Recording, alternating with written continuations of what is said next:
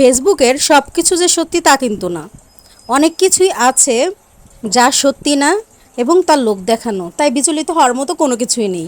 আর সব কিছুই যে আপনাকে বিশ্বাস করতে হবে এমনও কিছু নেই। তাই অন্ধবিশ্বাস না করে কিছু জিনিস লজিক দিয়ে ভাববেন এবং কিছু বিশ্বাস করবেন, কিছু বিনোদনের জন্য নেবেন। কিন্তু সব কিছু যে আপনি বিশ্বাস করে ভাববেন যে এমনই হচ্ছে তা কিন্তু না। কারণ ফেসবুক একটা ভার্চুয়াল জগৎ, সেখানে কিন্তু রিয়ালিটির সাথে সব কিছু মিলবে না, ঠিক আছে? তো আসসালামু আলাইকুম, আমি সানিয়া আফরিন। আমি নরসিংদী আছি এখন, টাঙ্গাইলের বউ এবং মেয়ে, আপনারা ভালো করেই জানেন।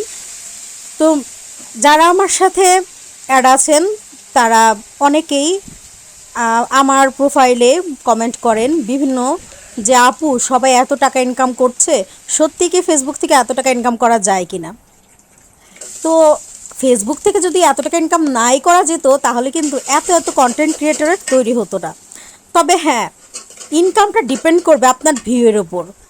আপনার যত বেশি ভিউ হবে, মানুষ যত বেশি আপনার ভিডিও দেখবে এবং যত সময় ধরে দেখবে, সেটার উপর ডিপেন্ড করবে আপনি কত টাকা ইনকাম করতে পারবেন। সবাই যে একই ধরনের টাকা ইনকাম করতে পারবে তা কিন্তু না। তাই ভিউটা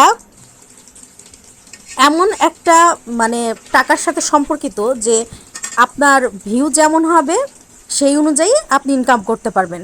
তাই এখানে ভাবার কিছু নেই যে এত টাকা ইনকাম করা যায় না, সেটা ভুয়া কোনো কথা। বা এমনটাও ভাবা যাবে না যে আপনি প্রথম অবস্থায় নতুন কন্টেন্ট ক্রিয়েটর হয়ে একদম লাখ লাখ টাকা ইনকাম করতে পারবেন। তো এটা আপনার উপর ডিপেন্ড করবে, আপনার ফেসবুকের ভিউয়ের উপর, এবং তারা আপনার ভিডিও পছন্দ করে কিনা বা আপনার ভিডিও দেখে কিনা সেটার উপর ডিপেন্ড করবে। কিন্তু যে জিনিসটা বলতে চাচ্ছি সেটা হচ্ছে, অনেকেই ভাবছেন যে ফেসবুকে টাকা দিয়ে মানুষ বাড়ি গাড়ি সব করে ফেলছে। এটা এতটাও সহজ না সবার দ্বারা। কারণ বাড়ি করা, গাড়ি করা, সব কিছু যে ফেসবুকের টাকায় একদম খুব মানে অনায়াসে করা সম্ভব সেটাও না। কারণ তাদের ডেডিকেশন লেভেল, পরিশ্রম, প্রমোশনের টাকা সব কিছু মিলে আরও তাদের বিজনেস, আদার্স কোনো টাকা আছে যেগুলোর মাধ্যমে হয়তো তারা বাড়ি টাড়ি করে থাকে।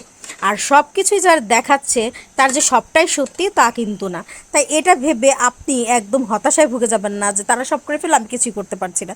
আসলে সব কিছু না। যেমন আমি যদি এখন একটা আমার ধরেন ফ্যামিলির কারো বা আমার একটা কাজিনের আইফোন এনে আপনাকে দেখালাম যে এই আইফোনটা মাত্র কিনলাম, তাই আপনি যদি বিশ্বাস করেন যে এখনই হয়তো কিনে ফেললো বা তে অন্য কিছু ভেবে ফেলতে পারেন, কিন্তু আমি তো জানি সত্যিটা কি।